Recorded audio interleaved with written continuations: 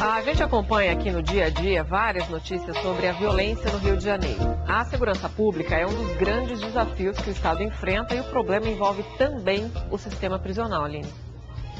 Isso, a Globo News teve acesso com exclusividade a um relatório do Ministério Público Estadual que traz um panorama da situação dos presídios do Rio de Janeiro. E os números são alarmantes. Faltam mais de 23 mil vagas nas cadeias do Estado. E a população carcerária não para de crescer. O problema da falta de vagas nos presídios do Rio de Janeiro não vem de hoje, mas está se agravando. Dados da Secretaria Estadual de Administração Penitenciária mostram que só entre dezembro de 2010 e setembro deste ano, o déficit de vagas cresceu mais de 15 vezes. O levantamento mostra que o número de presos no estado cresceu muito desde dezembro de 2003, mas a oferta de vagas aumentou num ritmo bem menor e se manteve praticamente estável nos últimos 3 anos. Se em dezembro de 2003 o Rio de Janeiro tinha uma carência de cerca de 840 vagas no sistema prisional, no mês passado esse número saltou para mais de 23.500. Com essa conta que não fecha, o resultado não poderia ser outro: a superlotação. Das 44 unidades prisionais do Rio, 32 estão acima da capacidade. E o caos no sistema penitenciário do estado parece estar longe do fim. Vamos falar mais sobre esse assunto com o repórter Bernardo Menezes. É um retrato trágico do sistema aqui no Rio, não, Bernardo? Bom dia.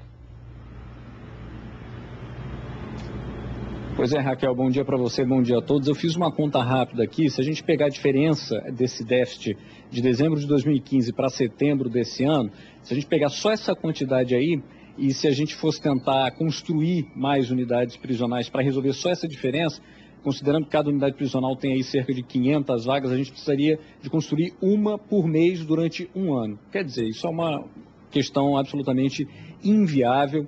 E eu conversei justamente sobre isso com o promotor Murilo Bustamante, que é da Promotoria de Tutela Coletiva do Sistema Prisional, e a gente falava justamente sobre essa questão, que essa superlotação ela se deve a vários fatores que estão aí conjugados. Vamos ouvir então a análise que ele fez sobre isso. Existe uma grande dificuldade em identificar as causas da superlotação. Isto porque nós não temos acesso a informações, ou pelo menos essas informações não são públicas e transparentes. Há uma exigência de que os dados sobre o sistema prisional sejam transparentes, publicados e divulgados de forma rotineira, que a pessoa tenha acesso a essa informação para poder discutir. Eu acho que falta um desenvolvimento de projetos, de modelos de prestação pecuniária, de prestação de serviços que venham a atender os propósitos da substituição de pena, da política de não encarceramento. O modelo adotado hoje, ele vem sendo adotado de forma artesanal, de forma não articulada, não integrada com a comunidade, com as prefeituras, com o empreendedor local, que pode criar vagas, criar mecanismos para essa aplicação. Há um desestímulo à aplicação dessas penas restritivas de direitos, por justamente não se saber a utilidade, a aplicabilidade dela e a eficiência dela nos propósitos que ela tem. Bom, eu quero continuar essa conversa aqui com a socióloga Julita Lengruber, que dirigiu, inclusive, o sistema penitenciário aqui, prisional aqui do Rio de Janeiro, de 1991 a 1994, conhece bem essa realidade. O promotor chamou a atenção primeiro para uma questão importante. Falta muita informação sobre o sistema prisional aqui do Rio de Janeiro, o que dificulta, inclusive, de se fazer um diagnóstico mais preciso sobre essas dificuldades e até propor medidas para resolver isso, né? Não, sem dúvida nenhuma, a gente não tem números exatos, números absolutamente confiáveis, mas de maneira geral, esses números refletem a realidade, né? Então a gente tem uma superpopulação no sistema prisional no Rio de Janeiro que mais ou menos equivale ao número de presos provisórios. Quer dizer, mais de 40% dos presos no Rio de Janeiro são presos provisórios, quer dizer, presos que aguardam o julgamento, privados da liberdade. Se você for comparar esses números com o número de vagas faltantes, você vai ver que isso mais ou menos bate, né? Então, você pode olhar o sistema penitenciário no Brasil, não é só no Rio de Janeiro, mas o Rio de Janeiro é um caso bastante grave. Você pode olhar o sistema penitenciário como um funil, que tem uma boca muito grande e uma saída muito pequena. Então, a quantidade de presos provisórios no sistema penitenciário brasileiro e no Rio de Janeiro é muito grande. Quer dizer, chega a 40%, a 45%, em alguns estados chega a 60%. No Rio de Janeiro, aí está entre 42%, 45%. A verdade é a seguinte, não há sistema penitenciário no mundo que consiga suportar essa quantidade de presos provisórios. Quer dizer, as pessoas só devem estar privadas da liberdade, aguardando o julgamento, quando elas são perigosas e quando elas podem atrapalhar o rumo do inquérito. Se não for assim, elas não precisam, elas podem estar respondendo em liberdade e podem, inclusive, ter alternativas à prisão provisória. Pois é, desculpe te interromper, a gente ontem mostrou uma outra questão que é relacionada à lei de drogas. A lei atual de drogas, ela diz que há necessidade de se fazer uma distinção, por exemplo, entre o traficante e o mero usuário. E a gente mostrou um estudo do Instituto Garapé que mostra que essa distinção ela não é feita de maneira mais eficaz. Isso, claro, também está interferindo nesses dados, né?